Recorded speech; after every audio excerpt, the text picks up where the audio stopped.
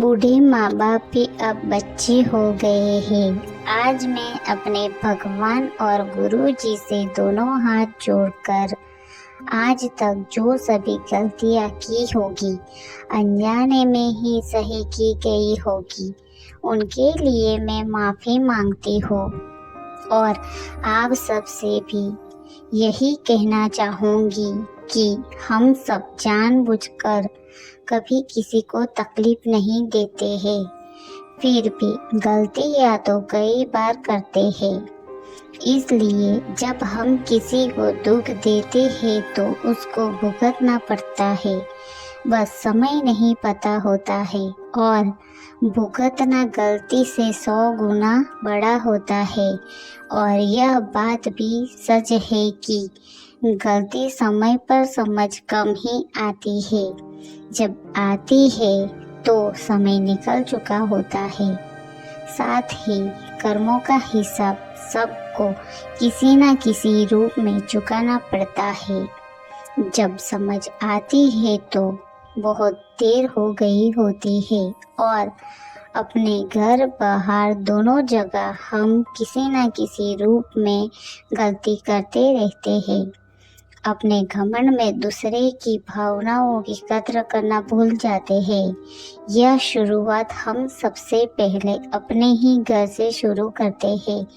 हम अपने बड़े बुजुर्गों के साथ अच्छा व्यवहार नहीं करते, उनकी बातों को ना समझकर उन पर हमेशा चिल्लाते हैं, उनसे ऊंची आवाज़ में बात करते हैं, उनको बात बात पर जलील करते हैं, उनका ध्यान नहीं रखते हैं, बस अपनी जिम्मेदारी का बोझ समझकर घर में रखते हैं। और अगर परेशान हो जाए तो सोचते हैं कि कब इनसे पीछा छूटेगा, कब ये मरेंगे।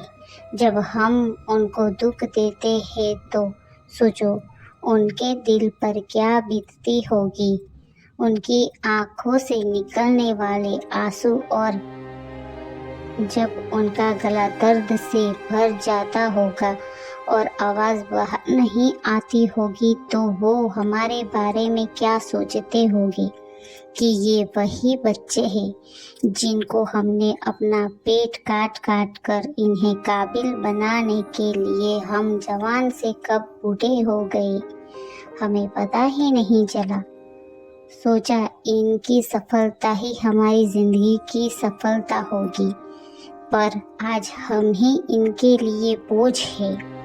भगवान हमें ऐसी ज़िंदगी से अच्छा है कि मौत मिल जाए, क्योंकि इंसान सिर्फ हारता ही अपने बच्चों और अपनों से ही है। और बच्चे भूल जाते हैं कि ये माँ बाप ही है जिन्होंने हमें अच्छी ज़िंदगी और जीने के काबिल बनाया है। हम जितना प्यार अपने बच्चों से करते हैं, क्या उतना प्यार अपने बूढ़े माँ बाप से भी करते हैं?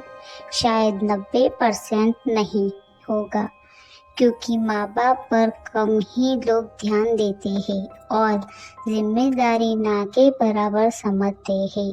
और अगर माँ बाप बीमार हो जाए तो बच्चों पर खास फर्क नहीं पड़ता है, बस एक जिम्मेदारी के साथ इलाज करवाते हैं और उसमें भी सोचते हैं कि कम पैसे में या मुफ्त में ही इनका इलाज हो जाए तो अच्छा है। और अगर अपनी औलाद बीमार हो जाए तो अच्छे से अच्छा डॉक्टर खोजने लगते हैं। सोचो जो माँ बाप अपनी ज़िंदगी देकर जीवन देते हैं और जीने के काबिल बनाते हैं, उनके लिए हम सोच कर कार्य करते हैं। माँ बाप की जगह भगवान से भी ऊंची है। भगवान एक विश्वास है और माँ बाप एक सत्य है जो भगवान के समान है।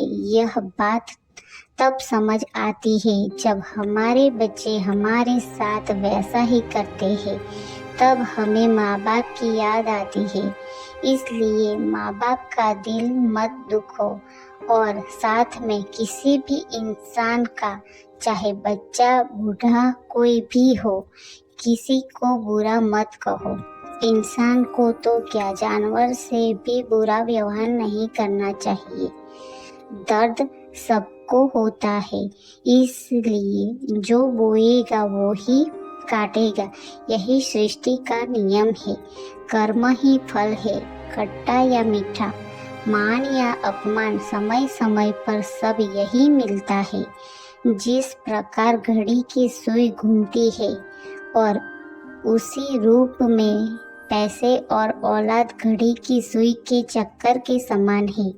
बात समझ देर से आती है, पर जिस दिन समझ आ जाए समझ लेनी चाहिए, क्योंकि कर्म का फल कम ही सही पर कुछ तो मिलेगा।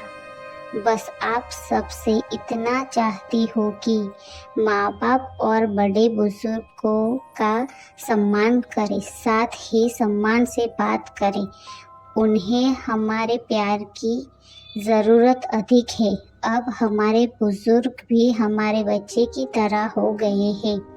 अपने बच्चों की तरह उनका ध्यान दिल से रखें, तभी उनकी आत्मा दिल से आशीर्वाद देगी, और यह हमारा कर्तव्य भी है। अगर हम सब मिलकर सोचे तो कोई माँ बाप दुखी नहीं रहेगा, और इस धरती माँ की गोद में कोई अनाथ आश्रम ना होगा। धरती माँ की गोद से प्यारी मेरी माँ की गोद है, जो बचपन की मीठी यादों से मेरे कण कण को खुशियों से भरती है। पापा की डांट एक कड़वी दवाई की तरह एक सफल जीवन देती है। माँ बाप ना होते तो जीवन ना होता, जीवन ना हो तो हम कहाँ होते। जिसने ये दुनिया बनाई उसने जीवन में सब रंग रिश्ते में घोल दिए, इसलिए रिश्तों को प्यार के साथ संजो कर रखे। रिश्ते प्यार की भूख के समान होते हैं। ऊपर वाला रिश्ता बनाता है, और हम कितनी अहमियत से रिश्ते निभाते हैं यह हम पर है। रिश्ते भगवान के घर से तय होकर आते हैं, और धरती पर हम उस रिश्ते के नाम से पुकारे जाते हैं। हर रिश्ते के अनेक रूप हैं। प्यार सबसे अनमोल शब्द है, जो मान सम्मान के साथ रिश्तों को दिलों की एक खूबसूरत डोर से बांधकर संसार में चलाता है। और अगर मैंने गलती से भी किसी का दिल दुखाया हो तो माफ़ी मांगती हूँ।